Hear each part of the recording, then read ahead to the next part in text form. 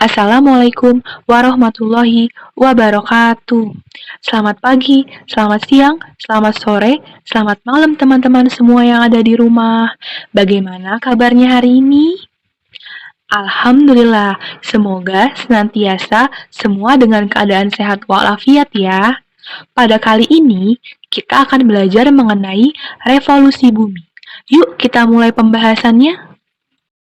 Apakah Anda pernah merayakan ulang tahun? Setiap berapa tahun sekali Anda merayakannya?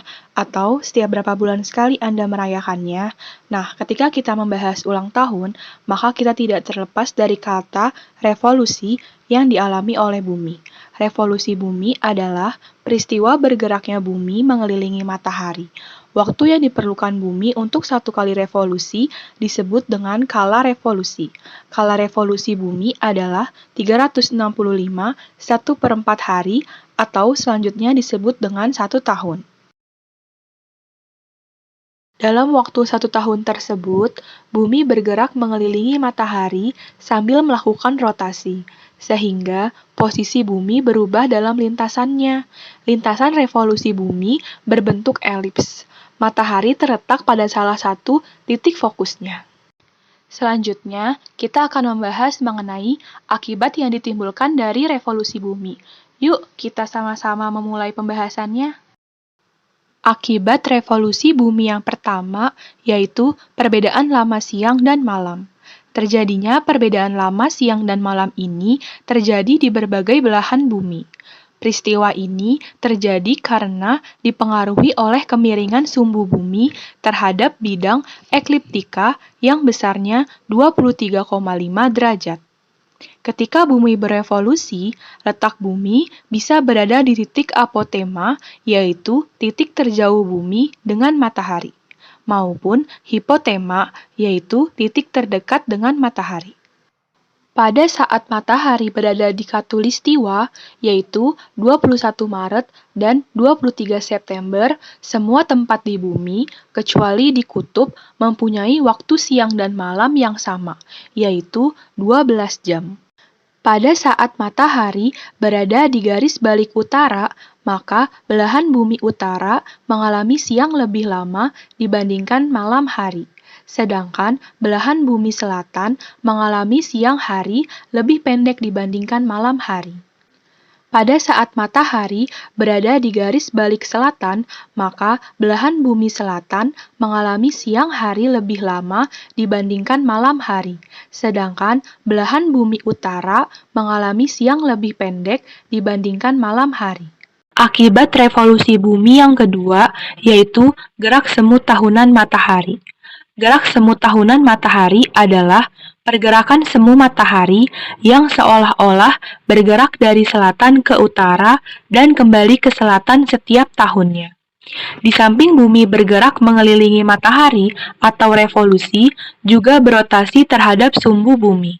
Namun, sumbu rotasi bumi itu tidak tegak lurus terhadap sumbu revolusi. Akibatnya, seolah pada waktu tertentu, matahari berada di belahan bumi utara, dan waktu yang lain, matahari berada di belahan bumi selatan. Dalam bola langit, lintasan gerak semu matahari itu disebut dengan ekliptika. Pada bagian ini, posisi matahari tidak berada di daerah khatulistiwa, tetapi kadang posisi matahari berada di daerah utara dan selatan khatulistiwa. Diketahui, setiap tanggal 21 Maret, matahari berada di daerah khatulistiwa, kemudian bergerak ke utara setelah mencapai 23,5 derajat lintang utara. Kemudian, pada tanggal 21 Juni, matahari seakan bergerak menuju ke khatulistiwa lagi. Sementara itu, pada tanggal 23 September, matahari seolah bergerak ke selatan dan kembali ke selatan lagi pada tanggal 22 Desember. Akibat revolusi bumi yang ketiga yaitu terjadinya perubahan musim. Perubahan musim terjadi di belahan bumi utara dan selatan. Di Indonesia, sebagai negara tropis, memiliki 2 musim, yakni kemarau dan hujan. Sedangkan di belahan bumi utara dan selatan mengalami 4 musim, yaitu ada musim semi, spring, musim panas, summer, musim gugur, autumn, dan musim dingin, winter. Berikut ini penjelasan dari berbagai waktu perubahan musim. Yang pertama, 21 Maret sampai 21 Juni. Pada kutub ini, kutub utara bumi makin condong ke arah matahari, sedangkan kutub selatan bumi makin condong menjauhi matahari. Akibatnya, belahan bumi utara mengalami musim semi, spring, sedangkan belahan bumi selatan mengalami musim gugur, autumn. Yang kedua, 21 Juni sampai 23 September. Pada waktu ini, kutub utara bumi condong menjauhi matahari, sedangkan kutub selatan bumi condong ke matahari. Akibatnya, belahan bumi utara mengalami musim panas, summer, sedangkan belahan bumi selatan mengalami musim dingin, winter. Yang ketiga, 23 September sampai 22 Desember. Pada waktu ini, kutub utara bumi makin condong menjauhi matahari, sedangkan kutub selatan bumi makin condong ke arah matahari. Akibatnya, belahan bumi utara mengalami musim gugur, autumn, sedangkan belahan bumi selatan mengalami musim semi, spring. Selanjutnya yang keempat, 22 Desember sampai 21 Maret. Pada waktu ini, kutub utara bumi condong ke arah matahari, sedangkan kutub selatan bumi condong menjauhi matahari.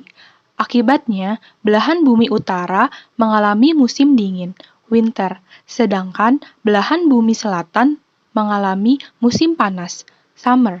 Lalu yang keempat adalah perubahan kenampakan rasi bintang.